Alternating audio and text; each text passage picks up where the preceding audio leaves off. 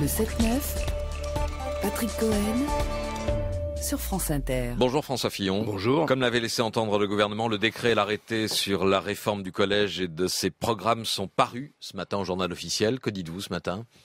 Je pense que c'est une mauvaise réforme.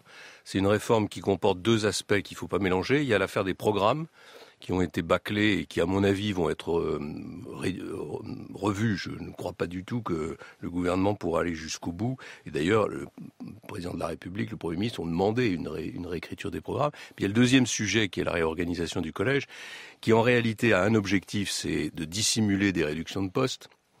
Il faut dissimuler plusieurs milliers de réductions de postes. On annonce pourtant 4000 postes supplémentaires pour les enseignements interdisciplinaires. C'est un jeu d'écriture parce qu'on enlève des postes de professeurs de latin, de professeurs de grec, on enlève des postes de professeurs de langue, on récupère des horaires pour pouvoir atteindre des objectifs en termes financiers. Et ça ne vous réjouit pas les réductions de postes ? Non, il faut pas que ça soit systématique.